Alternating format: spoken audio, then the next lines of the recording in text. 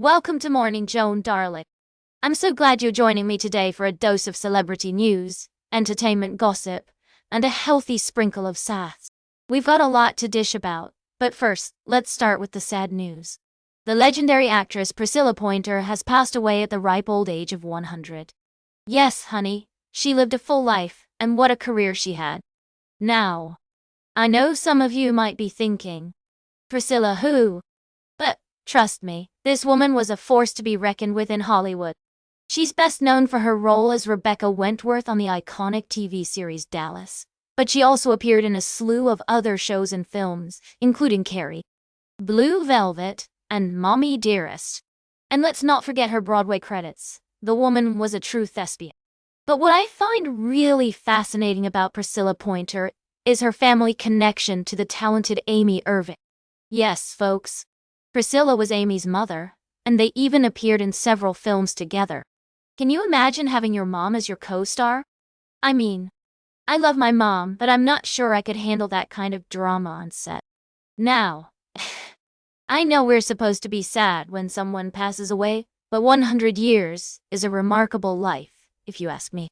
And Priscilla Pointer certainly lived it to the fullest. So let's take a moment to appreciate her legacy and the many memories she left us with on screen. And speaking of memories, I have to say, this news has me feeling a little nostalgic for the good old days of Hollywood. You know, when actresses like Priscilla Pointer and Elizabeth Taylor ruled the silver screen. Those were the days, my friends. But enough about that. We'll be right back with more tea on Morning Joan. Stay tuned, darlings. We've got a lot more to dish about, including the latest celebrity gossip and some exciting new releases in the world of entertainment. So grab your coffee, get comfy, and let's get this conversation started. We'll be right back with more tea on Morning Joan. Welcome back to Morning Joan, darlings. I hope you're all feeling as fabulous as I am today. We've got a real treat for you in our middle segment, and it's all about the one and only Gianni Versace. Can you believe it's been over 25 years since this fashion icon left us?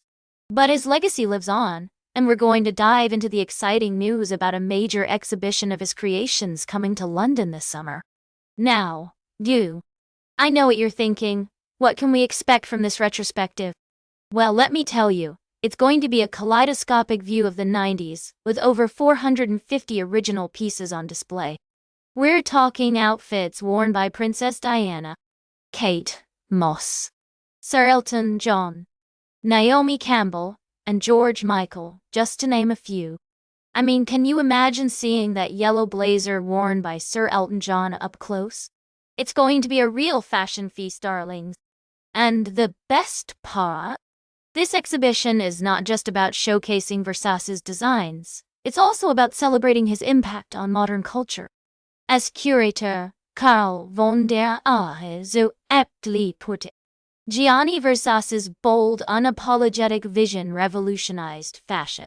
I couldn't agree more, sweethearts. He was a true genius of his time, and his legacy continues to inspire designers around the world. Now, I know some of you might be thinking, Joan, what about Donatella? What's next for her? Well, as you may have heard, she's stepping down as creative director of Versace.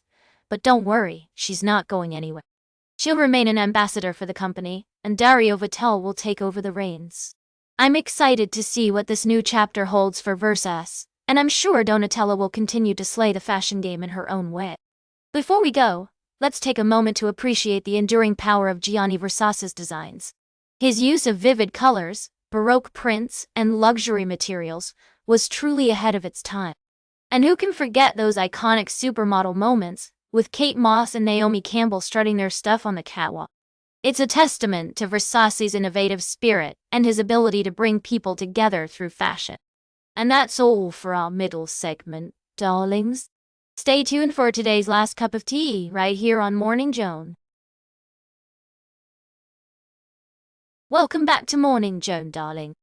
I hope you're all having a fantastic day so far. As we wrap up today's show, I've got a little treat for all you horror movie fans out there.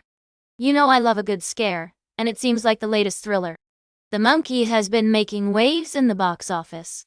Now, I know some of you might be thinking, Joan, what's this movie about? Well, let me tell you, it's based on a short story by the master of horror himself, Stephen King.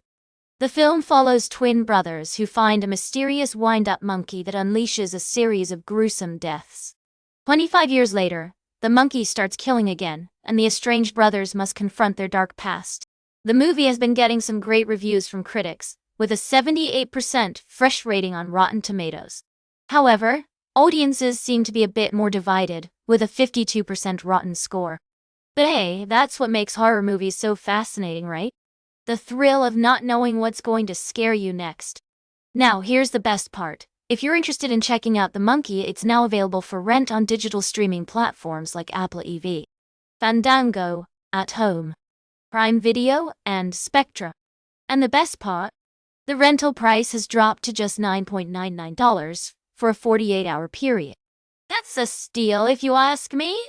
So, if you're feeling brave and want to spend a night in with a good horror movie, The Monkey might be just the thing for you. And don't forget to check out some of the other great horror movies and thrillers coming out this summer. That's all for today's Morning, Joan. Remember to like, share, and subscribe. And until next time, stay fabulous.